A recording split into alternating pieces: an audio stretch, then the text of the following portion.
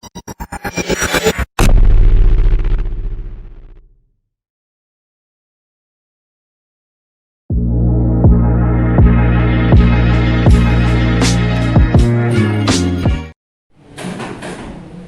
guys, எல்லாரும் எப்படி இருக்கீங்க? எல்லாரும் நல்லா இருக்கீங்க.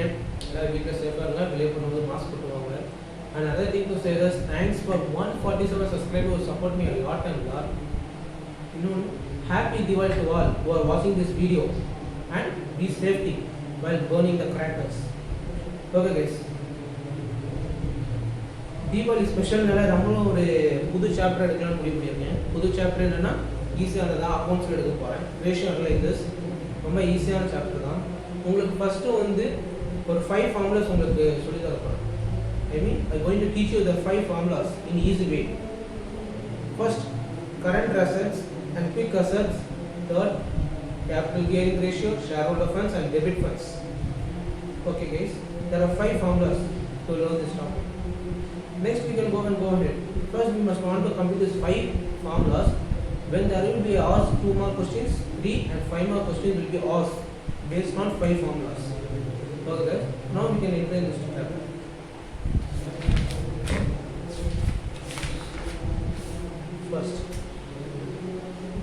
First now what we are going to learn is current ratio formula.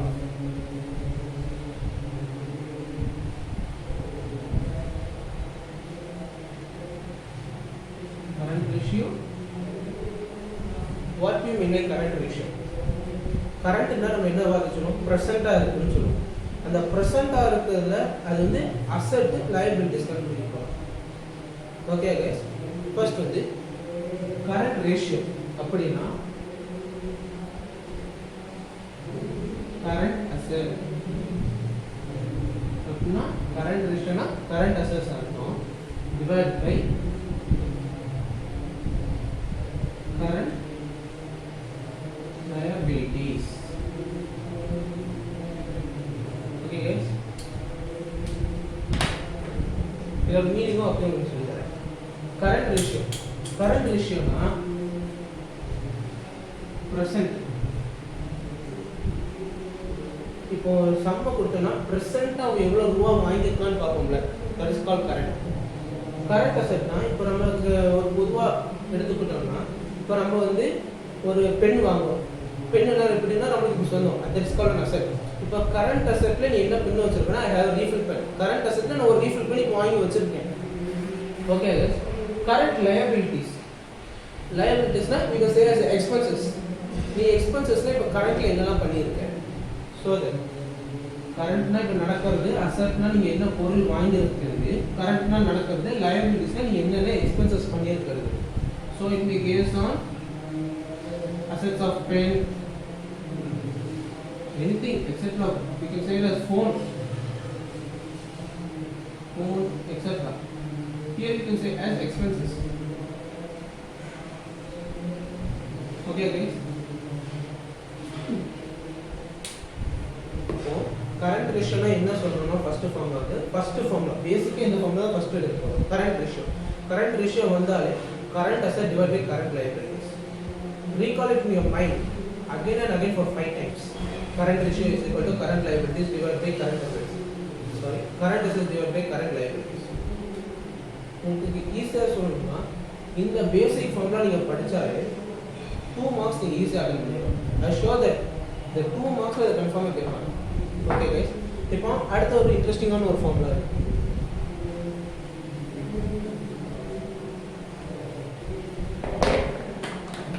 quick ratio.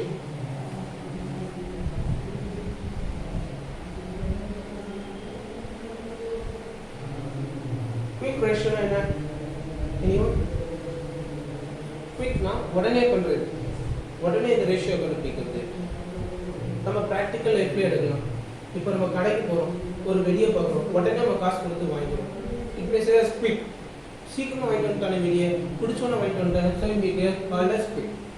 இந்த குவிக் ரேஷியோலயே 2 ஃபார்முலா இருக்கு.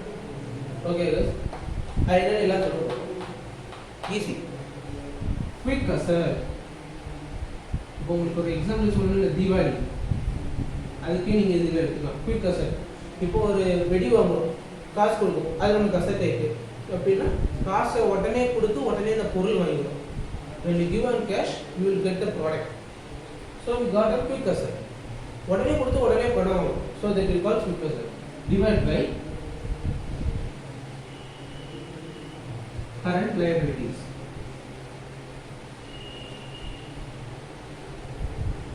current liabilities as usual. இந்த மெயின் டிஃபரன்ஸ் என்னன்னா கரண்ட் ரேஷியோல வந்து current asset divide by current liabilities எல்லாத்துக்கும் தெரியும். அதே மாதிரி குவிக் ரேஷியோ ஒரு க்ளூ வச்சுக்கோங்க. இப்போ சம்ல கேட்கும்போது ஃபைண்ட் த குவிக் ரேஷியோ கொடுத்தாலே நீங்க கீழ இருந்து மாத்த போறது இல்ல. we can say that numerator and denominator must be same. we can say that current ratio க்கு denominator சேமா இருக்கு, குவிக் ரேஷியோக்கு denominator சேமா இருக்கு. அப்போ இதுல நியூமரேட்டர் சேஞ்ச் இருக்கு, இதுல நியூமரேட்டர் சேஞ்ச் இருக்கு. அதை மட்டும் நீங்க டெஃபினட்டா பார்த்தாலே இந்த ரெண்டு ஃபார்முலா உங்களுக்கு ஈஸியா முடியும். கரண்ட் ரேஷியோ நீங்க நான் சொல்றேன் கரண்ட் ரேஷியோ வந்திருக்கு, அப்ப டினாமினேட்டர் சேமா இருக்கும் கரண்ட் லைபிலிட்டிஸ். அதே மாதிரி அடுத்த கேள்விக்கு என்ன கேட்கறோம் குவிக் ரேஷியோ, அப்ப டினாமினேட்டர் கரண்ட் லைபிலிட்டிஸ் சேமா இருக்கும்.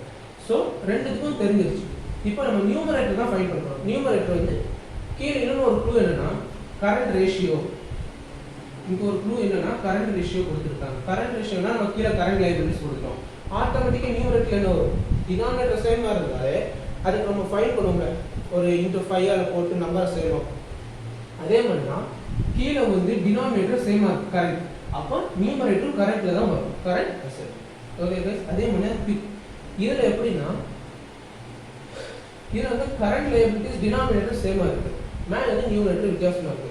அப்ப வித்தியாசமா இருக்கு என்ன பண்ணுவோம்னா இன்னொரு ஒரு நம்பர் வந்து ஆட் பண்ணி ஆர் மல்டிப்ளை பண்ணி தான் ஆன்சர் கொண்டு வரும். அதே மாதிரி தான் குவிக் ரேஷியோ வந்து இங்க உங்களுக்கு வந்து டினாமினேட்டர் உங்களுக்கு எல்லாத்துக்கும் நல்லாவே தெரியும். Current ratio quick ratio denominator you will definitely know. இந்த குவிக் ரேஷியோ இன்னொன்று உங்களுக்கு என்ன பண்ணுன்னா குவிக் உடனே பண்றது. குவிக் ரேஷியோனாலே ஸ்டார்டிங்ல குவிக் அசெட். உங்களுக்கு என்னன்னா இப்போ ரொம்ப ஈஸியான வழியில சொல்லணும்னா கரண்ட் ரேஷியோ அசெட் இருக்க current liabilities, current asset current liabilities. அதே மாதிரி குவிக் ரேஷியோ யாருக்காச்சும் கொஞ்சம் டிஃபிகல்ட்டா இருந்துச்சுன்னா அவங்களுக்கு என்னன்னா அசெட் கரண்ட் லைபிலிட்டிஸ் இந்த நீங்க கரண்ட் ரேஷியோ ஃபார்முலா வந்து நல்லா தரவா படிச்சிட்டாலே இந்த ஃபார்முலா உங்களால ஈஸியா எழுத முடியும். I definitely sure that you can write it easily. உங்களுக்கு கரண்ட் லைபிலிட்டிஸ் ரெண்டுமே சேமா இருக்கு. இன்னொன்று அசெப்டிங் நல்லா சேமா இருக்கு, அசெப்டிங் சேமா இருக்கு. இதை நீங்க ஒரே ஒரு வார்த்தை தான் மாற்ற போறீங்க. என்னன்னா இந்த கரண்ட் வந்திருக்கனால இந்த கரண்ட் அசெட் கரண்ட் லைபிலிட்டிஸ், இங்க குவிக் வந்திருக்கனால இங்க நியூமரேட்டர் மட்டும் குவிக் பண்ணலாம். Current liabilities the same as same. Okay guys, ஒண்ணு இல்ல நீங்களே ஒரு 5-6 வாட்டி சொல்லி பாருங்க, உங்களுக்கு ஈஸியா புரியும். கரண்ட் ரேஷியோனா என்ன, டினாமினேட்டர் சேமா இருக்கும், குவிக் ரேஷியோ டினாமினேட்டர் சேமா இருக்கும். அப்ப கரண்ட் லைபிலிட்டிஸ் ரெண்டுக்கும் சேம் ஆயிடுச்சு. அப்போ நியூமரேட்டர் நம்ம என்ன பண்ண போறோம், நியூமரேட்டர் பார்க்கணும். கேள்வியில என்ன கேட்டிருக்காங்க, கரண்ட் ரேஷியோ கண்டுபிடிச்சு சொல்லிருக்காங்க. அப்ப கரண்ட்னு ஒரு க்ளூ இருக்கு. கரண்ட் க்ளூ வந்தாலே அப்ப நியூமரேட்டர் கரண்ட் அசெட் முடிஞ்ச கரண்ட் ரேஷியோ ஃபார்முலா உங்களுக்கு முடிஞ்சிருக்கு. அதே மாதிரி குவிக் ரேஷியோ வந்திருக்கனால அப்ப டினாமினேட்டர் சேமா இருக்கும். ரைட்டா, கரண்ட் லைபிலிட்டிஸ் சேமா இருக்கா, அப்ப மேல அசெட் வந்துரும், அதுவும் வந்துருச்சு. அப்ப நம்ம என்ன வார்த்தை ஒரே ஆட் பண்ண போறோம், क्वेश्चन பார்ப்போம். குவிக்னு வந்துருச்சு, அப்ப குவிக் அசெட். இந்த ரெண்டு ஃபார்முலா படிச்சாலே உங்களுக்கு 3 மார்க் 5 மார்க் டெஃபினட்டா நீங்க அட்டெண்ட் பண்ணிடுவீங்க. 5 மார்க்ல இந்த சம்ஸ் கேட்பாங்க, மெயினா அந்த ரெண்டு சம்ஸ் படிங்க, மெயினா அந்த ஃபார்முலா படிச்சுக்கோங்க. Okay guys,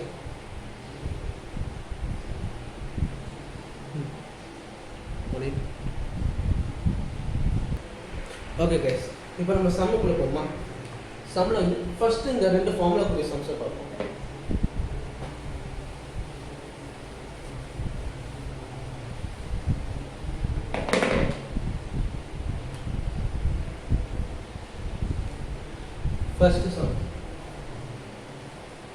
First sum you know current investment.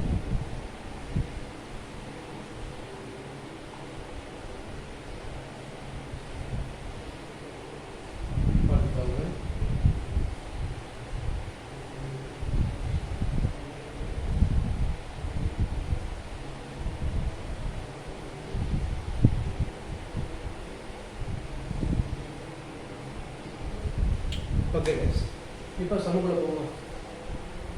First the current investment 40,000, equity in the 2 lakhs, trade debtors is 1,20,000, bills receivable 80,000, cash and cash equivalents 1000, 10,000. Fixed asset 5 lakhs, trade creditors 80,000.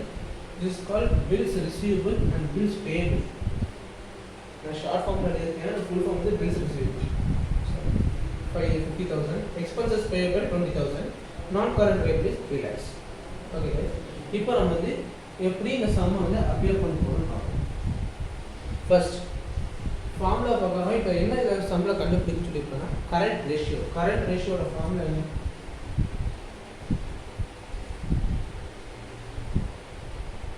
Current ratio is equal to current assets divided by current liabilities. Okay. இன்னும் உங்களுக்கு மெயினாக என்ன suggest பண்ணுறேன்னா whenever you are writing the sum, எப்போலாம் நீங்கள் சம்மு பண்ண போகிறீங்களோ formula எழுதுனீங்கன்னா plus உங்களுக்கு 1 மார்க் கிடைக்கும். டெஃபினட்டாக சொல்கிறேன். இன்னொன்று உங்களுக்கும் இந்த ஃபார்முலா எழுதும்போது அடுத்தடுத்த ஸ்டெப் வந்து உங்களுக்கு ஈஸியாக தெரிஞ்சிடும். சம்மை கவனிச்சுக்கணும். சம்மில் எதை ஃபைன் பண்ண சொல்லியிருக்காங்களோ அந்த ஃபார்முலா வந்து ரீகால் பண்ணிட்டு நீங்கள் எக்ஸாமில் நீங்கள் எழுதும்போது உங்களுக்கு மார்க் டெஃபினட்டாக ஷோராக கிடைக்குங்க. அடுத்து நீங்கள் சம் பண்ணும்போது உங்களுக்கு ஈஸியாக இருக்கும். ஓகே கைஸ், இப்போ வந்து இது ரெண்டுத்துக்கும் கண்டுபிடிக்கிறோம். ஃபர்ஸ்ட் வந்து current asset.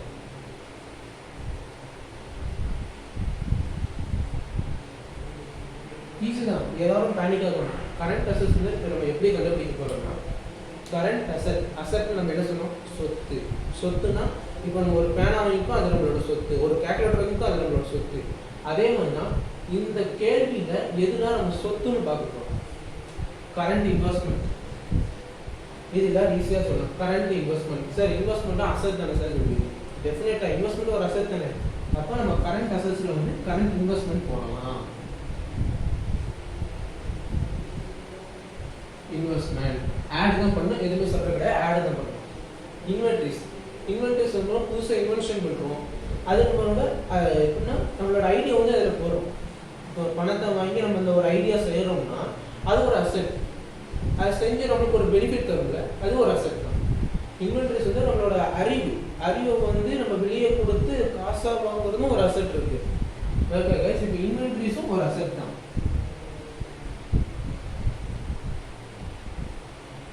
Inventories or asset plus trade debtors. Debtors என்ன? பணம் வந்து நம்மளுக்கு பேங்க்ல வந்து ஏறிக்கிட்டே இருக்குன்னு சொல்லலாம். இட் பிகாஸ் இன்க்ரீசிங் அமௌண்ட் டெப்ட். அப்போ இன்க்ரீசிங் அமௌண்ட் ஆனால் அது நம்மளுக்கு என்னது? ஒரு அசெட் தானே. trade debtors.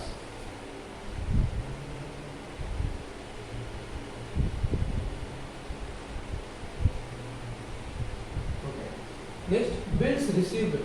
எல்லாத்தையும் தெரியும் பில்ஸ் ரிசீவபிள். ஒரு பேங்க்காரன்கிட்ட போகிறோம்னா நம்ம அந்த பில்ஸ்லாம் ரிசீவ் பண்ணுறோம். இப்போ ஒன்றும் இல்லை, ஒருத்தர்கிட்ட நம்ம ஒரு பொருள் வாங்குறோம்னா அது எல்லாம் சொல்லுவோம் கடன். காசு கொடுத்து அந்த பேமெண்ட் வந்து அது ஒரு அசெட். அதே மாதிரி தான் பில்ஸ் ரிசீவபிள்னா நம்மளுக்கு தேவையான பில்ஸ் எல்லாம் பேங்க்காரங்கிட்ட இருக்குது. அந்த பேங்க்ல இருந்து நம்ம பொருளை வாங்குறோம்னா ஸோ இதுதான் bills receivable. It's not a credit, it's not a Tamil ஒரு கடன். சொல்லவே வேண்டாம். நம்மளுக்கு தேவையான பொருள் நம்மகிட்ட இருக்கும்போது நம்ம வாங்கி தான் ஆகணும். அது நம்மகிட்ட வரும்போது அசெட்டாக மாறும். So it may go for bills receivable. Next cash and cash equivalent. இதுக்கு ஒரு டெஃபினிஷன் கிடையாது. கேஷ் இப்போ கேஷ் வந்து எல்லாத்துக்கிட்டே இருக்குது.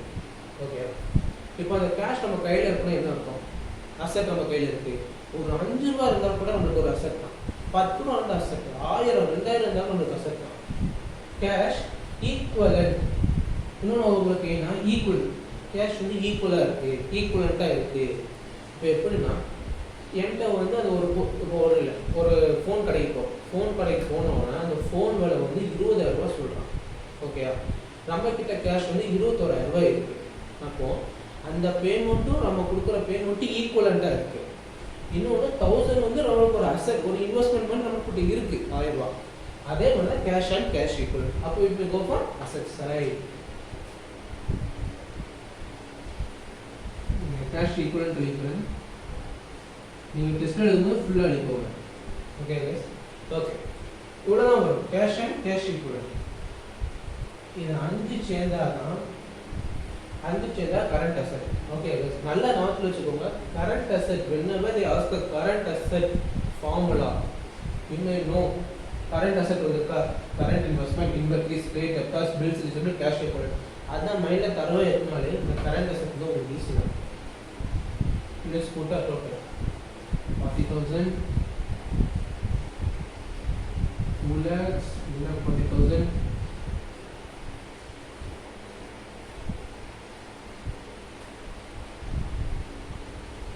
3,60,000.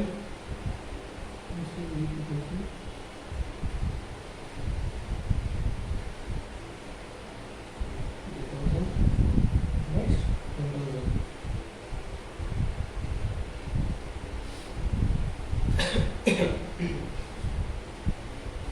Total amount is 4,50,000.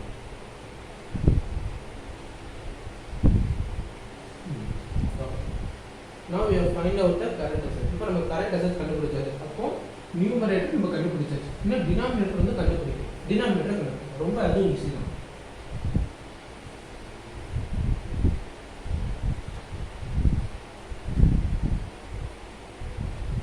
current liabilities. current liabilitiesல இன்னொரு மெயின்னா current liabilities. liabilitiesனா உங்களுக்கு மெயினா என்ன சொன்னேன்னா liabilitiesனா expenses சொன்னேன்.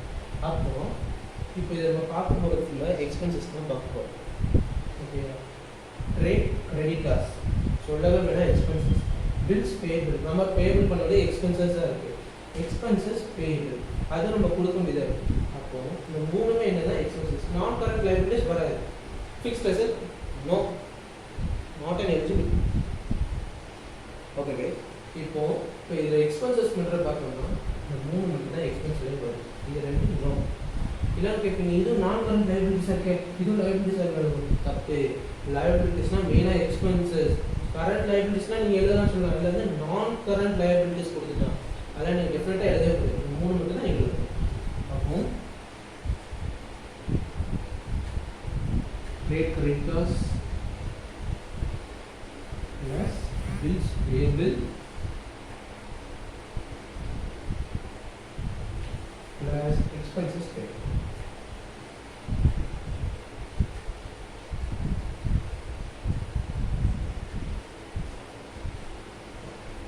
Now you can write down 5 lakhs plus 80,000 plus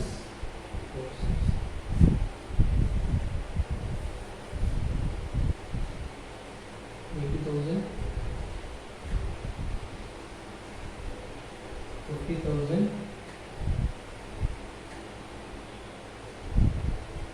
plus 20,000.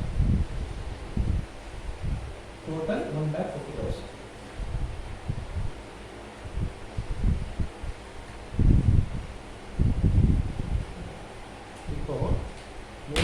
இப்போ மெயினான விஷயத்துக்கு வரப்போம். இப்போ கரண்ட் அசெட்ஸ் கண்டுபிடிச்சாச்சு, கரண்ட் லைபிலிட்டிஸ் கண்டுபிடிச்சாச்சு. இப்போ ரெண்டுத்தையும் கண்டுபிடிச்சோம். இப்போ அடுத்து என்னன்னா சார் டேரக்டாக கரண்ட் ரேஷியோ ஃபார்முலா போடணும். கரெக்ட். கரண்ட் அசெட்ஸும் கண்டுபிடிச்சாச்சு, கரண்ட் ரேஷியோ கண்டுபிடிச்சாச்சு. இப்போ ஃபார்முலாவில் அப்ளை பண்ணுவோம். ஃபார்முலாவில் அப்ளை பண்ணும்போது மெயினாக be careful when you apply the formula.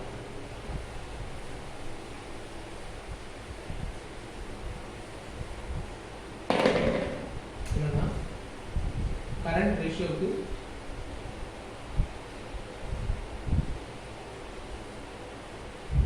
இன்னொன்று என்ன சொல்லுங்க, நீங்கள் ஃபஸ்ட்டே நான் ஃபார்முலா எழுதிருவீங்க ரைட்டா.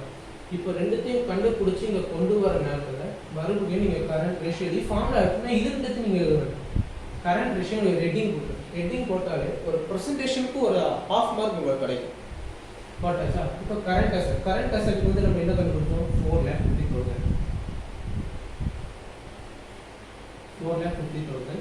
நெக்ஸ்ட் வந்து 1,50,000.